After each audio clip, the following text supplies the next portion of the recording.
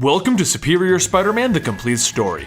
So who is Superior Spider-Man, and how does he differ from the Amazing Spider-Man? Well, back in the last story arc of Amazing Spider-Man leading up to issue 700, Dr. Octopus had finally gotten one over on Spider-Man. He'd actually swapped bodies with Peter Parker, and then left Parker to die in his broken and aging body. While his original plan was to go crazy on Parker's life and kill everyone and be a villain, Parker actually managed to reimplant his own memories back into his own body, currently being controlled by Dr. Octopus.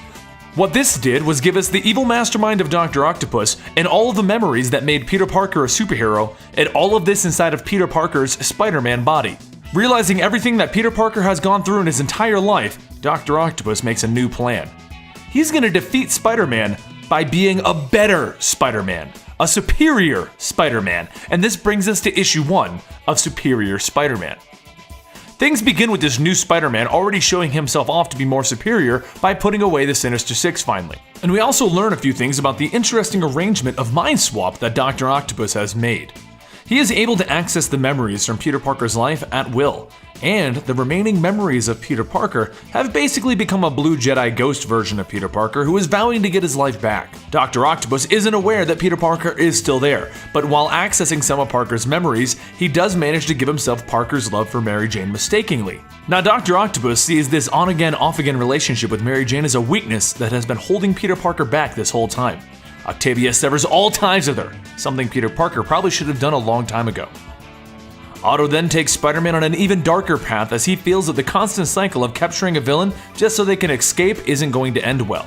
The first thing he does is brutally beat down Vulture after failing to convince him to give up crime. He even manages to blind him. Then he decides he can't be patrolling every day, so he makes spider bots to watch the city while he goes back to school to complete his doctorate. While going back to school, he begins to start a relationship with Anne-Marie Marconi, his tutor.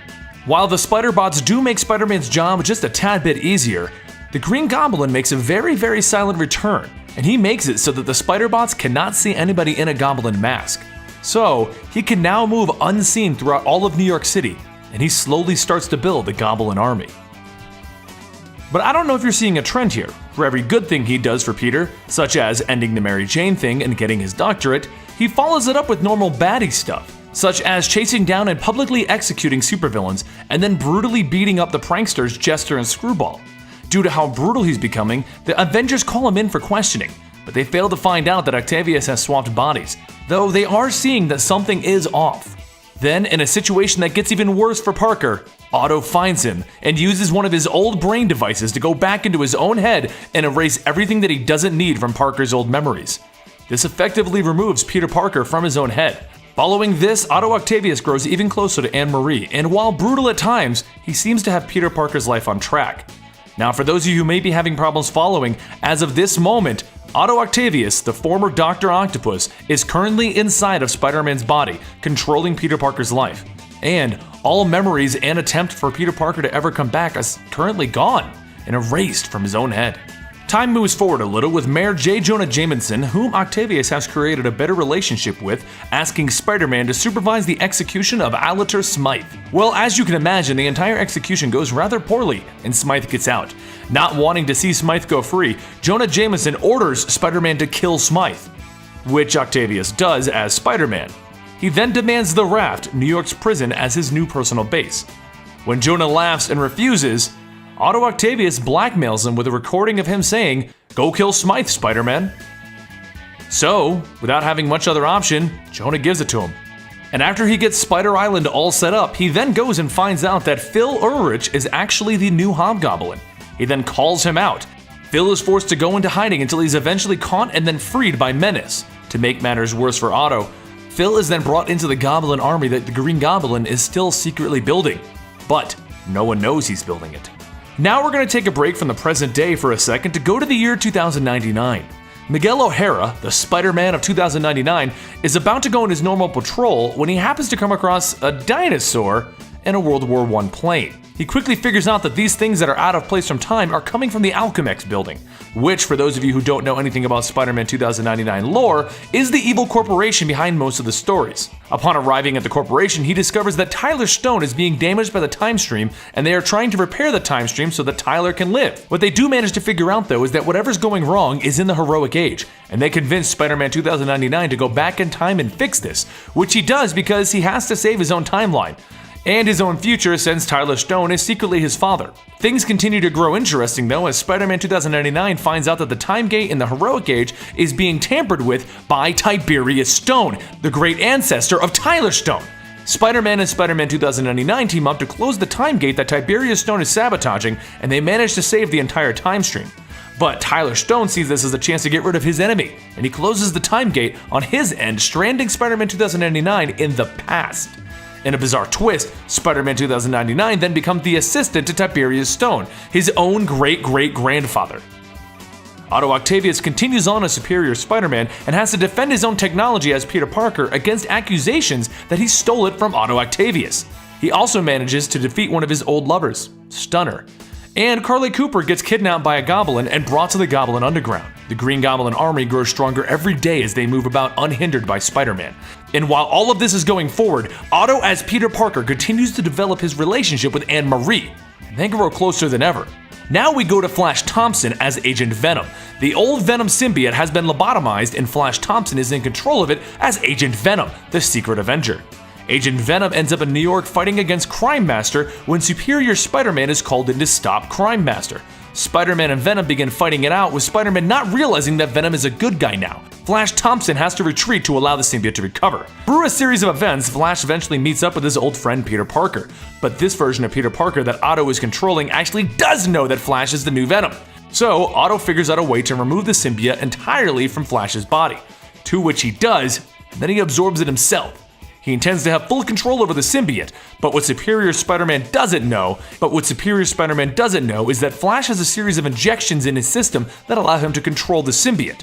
We now have an out-of-control Superior Venom as Otto fails to control it, and he enjoys all the power it's giving to him. Superior Venom goes crazy after trying to stop a bank heist with his new power, and he then realizes the problems of trying to control the symbiote.